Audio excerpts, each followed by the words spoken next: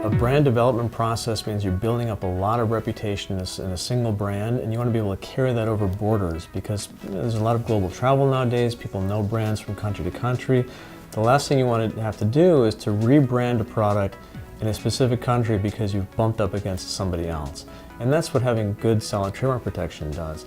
It means that you've made sure that you're not stepping on someone else's toes, that you're not infringing someone else's rights, that you have the ability to use that there, and that you've secured those rights to the trademark office to enable you to do that or to license others to do that. It's a huge part of brand equity because a brand that's only good in the United States and doesn't carry over to Europe, for instance, even if you go to sell that company's going to have to rebrand something if they can't get it in Europe. So you want a brand that's going to carry across, and that's what makes it very difficult in coming up with a global brand, because you have 180 places where potentially you could have problems.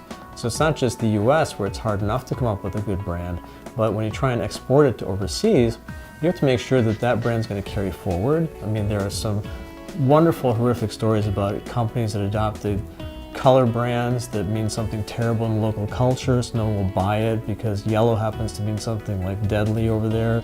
They adopt brands that don't translate into foreign languages. Another great example, you have the Chevy Nova. It didn't sell very well in Mexico because Nova means doesn't go in Spanish, and no one wanted to buy a car that meant doesn't go. Another one was the Silver Mist. They took that to Germany. Mist means basically a manure pile. So the last thing you want to do is spend a lot of money on a luxury car that's called the Silver Manure Pile. But you don't want to take out these rights without a rational basis to do so, and it has to match your commercial aspirations, but you should do it in advance of those commercial aspirations coming true. You don't get a trademark registration overnight in these countries. Some countries take years to get you trademark registrations. Other countries take you 6 months to a year, maybe 2 years. So you want to make sure that you start that process early on along so that as your business plan develops, you're well stationed in that country to start talking to people so that they don't run to the trademark office and win that race to the register for you. I've had any number of clients who've had started negotiations in certain countries where the person they're negotiating with all of a sudden runs the trademark office, gets their trademark, and says, "Oh, I got it for you. I did it in your interest."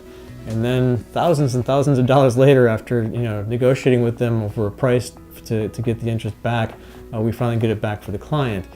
So it's all these things you've got to be careful about when you're translating them to foreign cultures and foreign markets, making sure that you have a good, solid global brand.